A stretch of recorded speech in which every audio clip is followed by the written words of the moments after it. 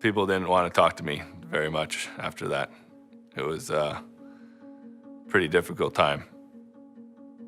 You know, it's the last race of the year. You don't have a chance to redeem yourself. We lost the championship by 1 point, so I tried to not be too hard on myself, but yes, I am very hard on myself, especially, I mean, it's something that doesn't leave your mind very, very quickly. My failure? I almost failed out of high school twice. I had a really bad year where everything went wrong. Oh yeah, everybody makes mistakes. It broke all the bolts and the structure basically collapsed. Well, I made a formal apology.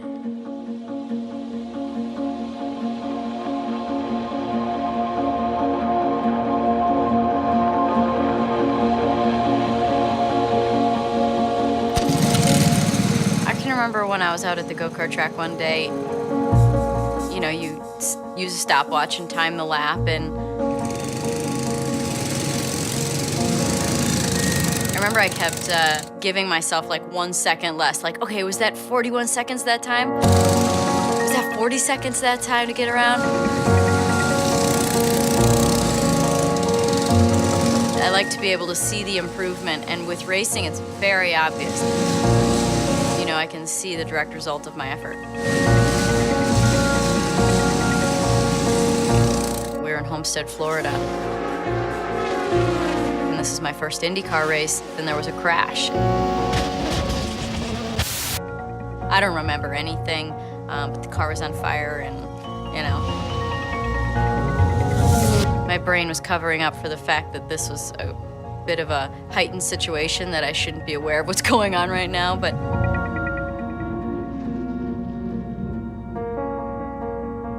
I woke up in the medical center and there was a bright light above me, and Father Bob is over here to the left, and I've got needles in my arm, and you know, it's, so that was probably the worst moment.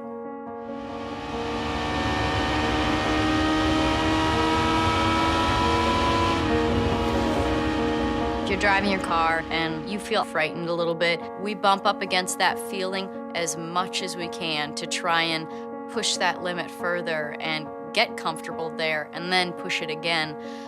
So, you know, you're constantly on the brink of crashing because that's the fastest. So much of racing is failure. Failure is a byproduct of pushing the envelope. You push the envelope of performance until things fail. When you fail, it's not necessarily looked at as a bad thing, as long as you learn from it and make something positive out of it. Honda's not a car company. Of course, Honda started as a motorcycle company. More than anything, Honda's an engine company. From the president on down, throughout its history, it's been engineering-oriented.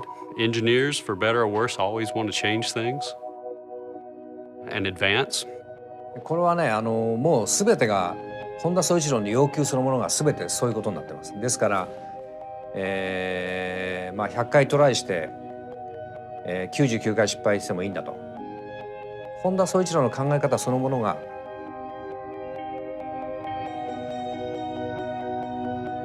試行錯誤、失敗の連続で、その延長に何回も失敗するとその中に素晴らしい技術があるという。そういう考え方だと思います。When Honda Performance Development first started racing in '94, the program was a massive failure. We had a lot of engine problems. We had a lot of engine failures. Here on lap number 10 is making an unscheduled stop in the pits. We blew the turbocharger off the engine in several places. The corner workers are reporting that there's a fire in the left rear of his car. Say 15,000 revolutions per minute. Sometimes the whole bottom end would blow out of the engine. That's that Honda engine car, and it is in trouble now. I mean, just blew into like a million pieces. Could it be more trouble for the Honda engine? In the seat, in like a 5-gallon bucket, was all these engine parts from everything that was blown out of the bottom of the engine. I mean, there was pistons, there was conrods, or pieces of block and bearings and stuff. And one of the Japanese engineers that was here on assignment was all concerned because he was afraid that there were other pieces of the engine out there on the racetrack that they failed to pick up. And he was all concerned that our competition would learn our know-how and we'd lose our confidentiality. And I'm saying, what's there to worry? I mean, no one would even want to know what's in our engine. There were a lot of failures in 1994. And those failures led to a new engine in 1995. We improved it step by step to a point where finally in 95 we won our first race, and 96 we won the championship.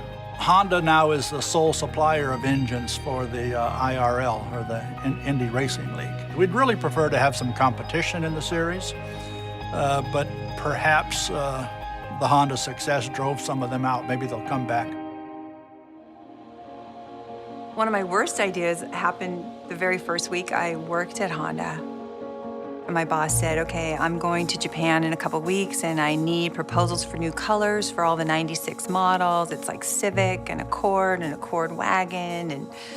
And I just completely panicked because, I mean, literally I was asked to do more in my first week at Honda than I had done 4 years at my previous job. I had been really wanting to do an orange car, really wanting to do orange. And decided, okay, 96 Civic, we're gonna do orange. Really without doing my homework completely, I proposed this color. I get in this big room and it's, you know, sales, engineering, and design. It's the balance of powers where everybody makes the decisions, you know, to see what goes into mass production. And I think they're all looking at this new person, this new designer, thinking, well, maybe we should trust her. So they went ahead and they put the orange into production and the dealers flipped. It's like, what is this hideous color? It's like, stop production of this immediately. That's okay, right? I mean, if you've got a boss that's telling you to take a chance, and if you make a mistake or fail, you know, just try not to do it again, and try to learn from that. You know, that's a good thing. I mean, you take chances. You know, I think everybody in that room understood they were taking a chance, but they were willing to take that chance. I tell him, well, Edison trying to do the light bulb, and he said, I never failed. It just didn't work 10,000 times. And that 10,001, it lit up. So it's, if you look at it that way, were those failures?